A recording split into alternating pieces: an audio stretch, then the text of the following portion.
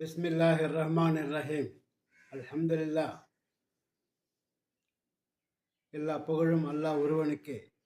அல்லாஹ்வுடைய சாந்தியும் சமாதானம் நம் எல்லோர் மீதும் உண்டாவதாக என்று கூறிக்கொண்டு, இப்பொழுது உங்கள் மனதோடு இயல்பாக ஒரு சில விஷயங்களை பேச வேண்டும் என்று எனக்கு மிகவும் ஒரு ஆவல்.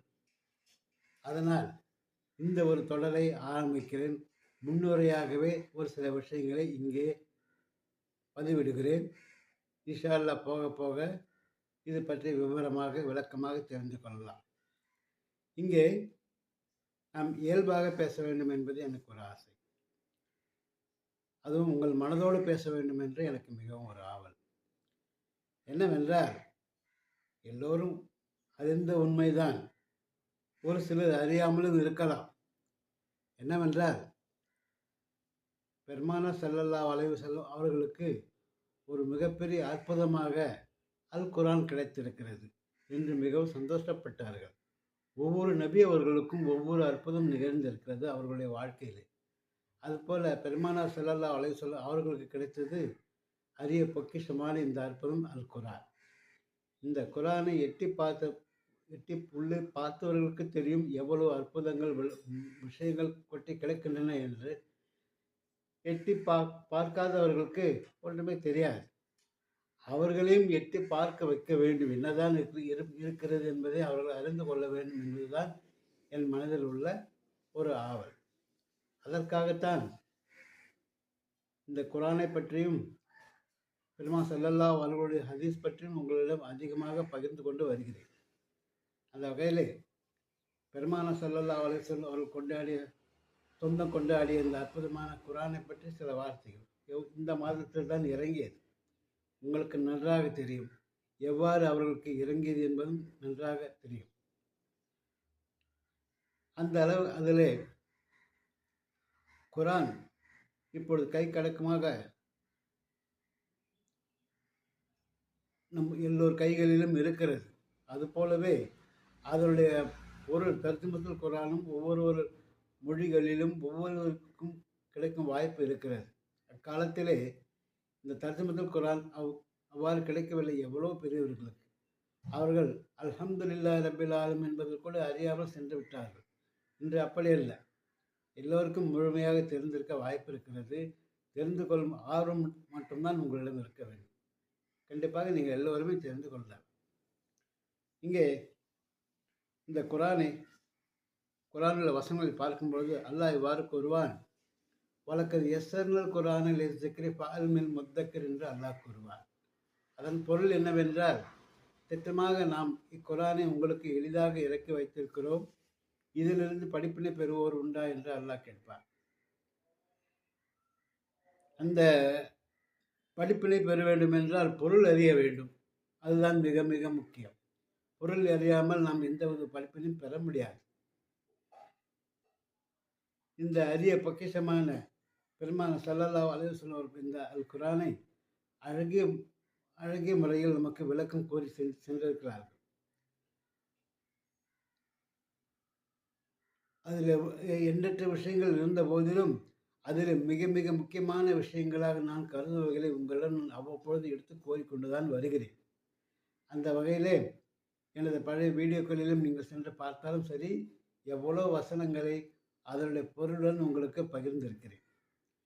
உங்களுக்கு ஆர்வம் வர வேண்டும், அதில் உங்களுக்கு ஈடுபாடு வர வேண்டும் என்பதுதான் எனக்கு மிக முக்கியமான நோக்கம். அந்த நோக்கத்தின் காரணமாக இந்த முன்னுரை. மேலும் பெருமானார் ஸல்லல்லாஹு அலைஹி வஸல்லம் அவர்களுக்கு கிடைத்த ஒரே ஒரு அற்புதம் அந்த பொக்கிஷமான குர்ஆன். ஆனால் நமக்கோ 2 அற்புதங்கள் கிடைத்திருக்கின்றன என்றால் உங்களால் நம்ப முடிகிறதா?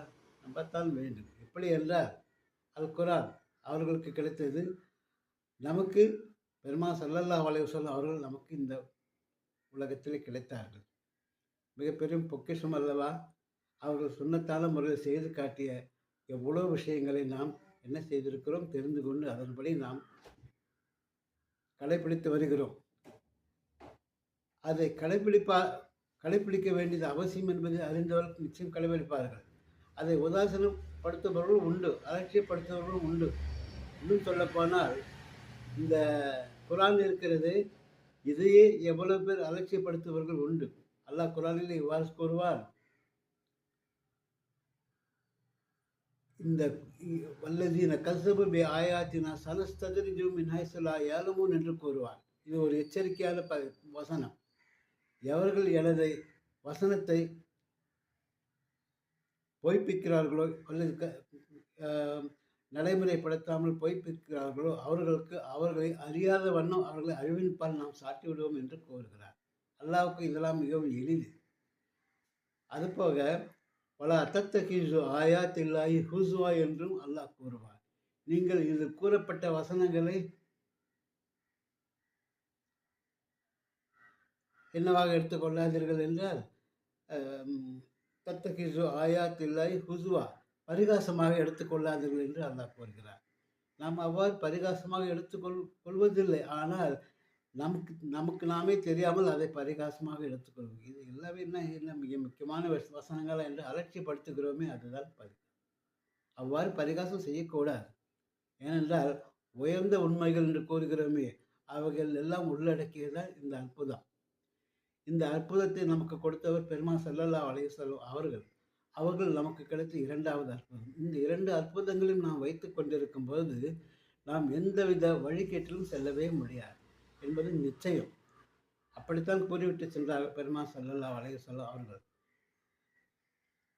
இந்த குரானையும் நான் சொல்லியும் செய்து காட்டிய செயல்களை நீங்கள் பின்பற்றத் தொடங்கிவிட்டால் வாழ்க்கையில் எந்த நிலையிலும் நீங்கள் எந்தவித வழிகேட்டிலும் செல்ல மாட்டீர்கள் என்று கூறியிருக்கிறார்கள். இது தெரியாமல், இதன் அடிப்படை விஷயங்கள் புரியாமல் எத்தனை பேர்கள் இன்று வணங்குகிறார்கள், விளக்கம் தெரிந்தது போல் நடந்து கொள்கிறார்கள். ஆனாலும் நீங்கள் அடிப்படை விஷயங்களை நீங்கள் தெரிந்து கொள்ள வேண்டும். அதுதான் மிக மிக முக்கியம் என்பதை நீங்கள் அறிந்து கொள்ள வேண்டும். ஹுக்கூக்குல்லா ஹுக்கூக்குல் இபாத், இது மிக மிக முக்கியம். அல்லாஹ்வுக்கு செய்ய வேண்டிய கடமைகள் 5 நிச்சயமாக உங்கள் அனைவருக்கும் தெரியும். அதுபோலவே ஒரு மனிதனுக்கு சக மனிதனுக்கு செய்ய வேண்டிய கடமைகள் 5. இவைகள் இரண்டையும் நீங்கள் செய்யாமல் நீங்கள் ஏதேதோ மிகப்பெரிய அற்புதமான விஷயங்களை நேரம், காலம், பணம் எல்லாவற்றையும் செலவழித்து செய்கிறீர்கள். ஹஜ்ஜு முதல் வரை செய்கிறீர்கள். ஆனால் அதில் பலன் கிடைக்குமேயானால் பலன் கிடைப்பது சற்று சிரமம்தான். இதை எச்சரிக்கையாக சொல்லவில்லை, இதை குறையாகவும் கூறவில்லை. நீங்கள் இந்த தவறை செய்யக்கூடாது என்பதற்காக நான் இங்கே முன்னுரையிலே கூறுகிறேன். இந்த தவறை நீங்கள் எந்த காலத்தில் மட்டும் செய்யாதவர், செய்திருந்தால் திருத்திக் கொள்ளுங்கள். அந்த 5 கடமைகள் தெரியாதவர்களுக்கு மட்டும் கூறுகிறேன். அல்லாஹ்வுக்கு செய்ய வேண்டிய, அல்லாஹ்வுடைய குரானையும் அல்லாஹ்வையும் மலக்குமார்களையும் ஈமான் கொள்வது, தொழுவது, நோன்பு பிடிப்பது, ஜக்காத் கொடுப்பது, வசதி உள்ளவர்கள் ஹஜ் செய்வது என்று அழகான முறையில் 5 கடமைகள். இந்த 5ம் இஸ்லாத்தின் தூண்கள் என்று சொல்வார்கள். இதில் ஏதாவது ஒன்று குறைந்தாலும் அது அப்படியே சரிந்துவிடும். எனவே ஈமான் மிக மிக முக்கியம். அதற்கடுத்து ஹுக்கூக்குல் இபாத், அல்லாஹ் மனிதனை படைத்தது எப்படி என்றால் தனது பிரதிநிதியாக நினைத்து கொண்டுதான் அல்லாஹ் படைத்தார். அப்படி படைக்கும்போது அவனுக்கு நாம் என்ன செய்ய வேண்டும்? சக மரியாதை தர வேண்டும். அல்லாவும் சரி, அல்லாஹ்வுடைய தூதரும் சரி, எப்போதுமே சக மனிதனுக்கு மரியாதை சொல்ல வேண்டும் என்பதால், மரியாதை செய்ய வேண்டும் என்பதுதான் வலியுறுத்துவார்கள். அவளோடு நட்புடன் இருக்க வேண்டும் என்பதுதான் என்ன செய்வார்கள்? வலியுறுத்துவார்கள். அப்படி பார்க்கும் பொழுது ஹுக்கூக்குல் இபாத், ஒரு சகோதரன் இன்னும் சகோதரனை சந்தித்தால் நீங்கள் சலாம் சொல்ல வேண்டும். முதல். 2வது, அவன் நோய்வாய்ப்பட்டால் அவனை சென்று நலம் விசாரிக்க வேண்டும். 2. 3, அவன் உங்களுக்கு உணவு அளிப்பதற்காக விருந்துக்கு அழைத்தால் நீங்கள் அந்த விருந்தில் அதில் நிச்சயம் நீங்கள் கலந்து கொள்ள வேண்டும். மேலும் அவன் மரணித்து விட்டால் ஜனாதாவில் பங்கு பெற வேண்டும். இன்னொன்று பாருங்கள், ஒருவர் தும்மி விட்டு உடனே அல்ஹம்துலில்லாஹ் என்று கூறினால் அதை கேட்டு சும்மா இருக்கக்கூடாது. யா அர்ஹமுக்குல்லா என்று கூற வேண்டும் என்று துல்லியமாக இப்படி கூறியிருக்கிறார்கள். இந்த 5ல் எதையுமே நாம் விடக்கூடாது. அல்லாஹ் கூறுவான், எனக்கு செய்ய வேண்டிய கடமைகள் ஒன்றை விட்டுவிட்டாலும் பரவாயில்லை, எனது பிரதிநிதிக்கு, நான் படைத்த மனிதனுக்கு நீ முற்றிலுமாக நீ என்ன செய்ய வேண்டுமோ அதை செய்ய வேண்டிய கடமைகளை செய். அப்பொழுதுதான் உன்னை நான் ஏற்றுக்கொள்வேன், உன்னுடைய செயல்கள் அமல்களை புரிந்து கொள்வேன் என்றால் அல்லாஹ் கூறுவதாக பெருமாள் ஸல்லல்லாஹு அலைஹி வஸல்லம் கூறுகிறார்கள். எனவே இதிலே நாம் அலட்சியமாக இருக்கிறோம். பெருமாள் ஸல்லல்லாஹு அலைஹி வஸல்லம் அவர்கள் கூறியது போல ஒரு காலம் வரும், அக்காலத்திலே நம்மிடையே அறியாமை ஓங்கி இருக்கும், அச்சமயத்தில் அவர்களும் அல்லாவின் பயம் இருக்காது என்றும் கூறினார்கள். கூறிவிட்டு ஏதாவது ஒரு நன்மையை செய்தால் அல்லாஹ் இறைவன் ஏற்றுக்கொள்வான் என்பார்கள், ஏதாவது ஒரு தீமையை செய்தாலும் பொறுத்து கொள்வான் என்றும் கூறுவார்கள். இது ரெண்டும் சாத்தியமா என்றால் இல்லை. எனவேதான் நான் இந்த ஹதீஸை அடிக்கடி உங்களுக்கு நான் நினைவூட்டுகிறேன். மேலும் திருக்குர்ஆனிலே அல்லாஹ் இவ்வாறு கூறுவார், கூல் இன் துஹிப்பூனல்லாஹ் ஃபத்தபியூனி யுஹிப்புக்குமுல்லாஹ் வ யக்ஃபிர் லக்கும் ஸுனூபக்கும் என்று அல்லாஹ் ஆரம்பத்திலே கூறுவார். என்னவென்றால், நபியே நீங்கள் மக்களிடம் சென்று கூறுங்கள்,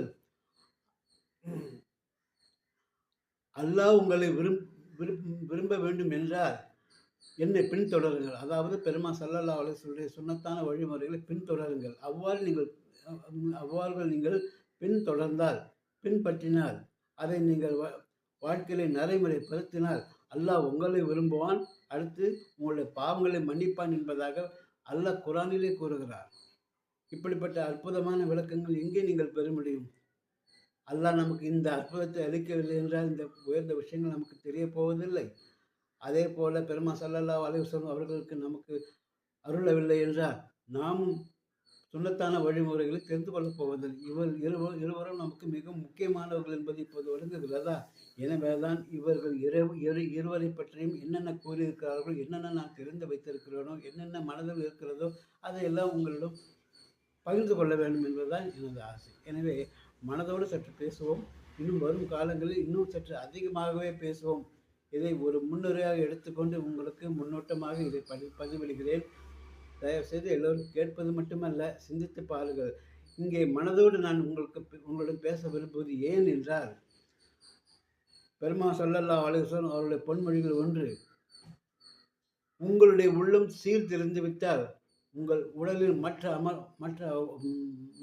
அங்கங்கள் சீராகிவிடும். கை, கால்கள், கண்கள் என்று எல்லா அங்கங்களும் சீராகிவிடும். எனவே திருந்த வேண்டியது, சீர்திருத்தம் செய்ய வேண்டியது உங்களது உள்ளத்தை தான்.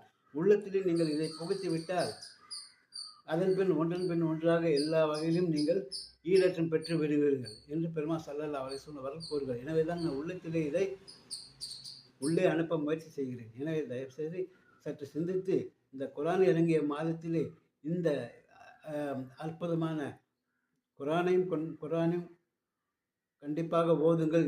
இந்த மாதத்தில் அளவுக்கு அதிகமாக நன்மைகள் உண்டு. அந்த நன்மைகளை அல்லாஹ்வே நேரடியாக உங்களுக்கு தருவான். அதற்கடுத்து பெருமாள் ஸல்லல்லாஹு அலைஹி வஸல்லம் அவர்கள் நமக்கு செய்து காட்டி என்னென்ன செய்து காட்டினார்களோ, என்னென்ன சொல்லி செய்தார்களோ அவைகள் அனைத்தையும் நீங்கள் என்ன செய்யுங்கள், பின்பற்றுங்கள்.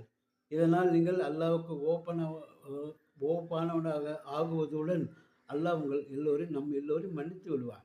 இது மிகப்பெரிய அருள் அல்லவா? இந்த அருளை பெற நாம் என்ன செய்ய வேண்டும், பாடுபட வேண்டும் என்று கூறிக்கொண்டு முன்னுரையாக இந்த சிறு விஷயத்தை உங்களோடு தற்சமயம் பகிர்ந்து கொண்டு, இன்ஷா அல்லாஹ் பின்வரும் காலங்களில் தொடர்ச்சியாக நான் என்ன மனதில் எண்ணிக்கொண்டிருக்கிறேனோ அதை நிச்சயம் உங்களோடு பகிர்வேன் என்றும் கேட்டுக்கொண்டு வாய்ப்புக்கு நன்றி கூறி விடைபெற்றுக் கொள்கிற வாஹர் தவானா அல்ஹம்துலில்லாஹி ரப்பில் ஆலமீன். அஸ்ஸலாமு அலைக்கும் வரஹ்மத்துல்லாஹி தஆலா வபரகாத்துஹு.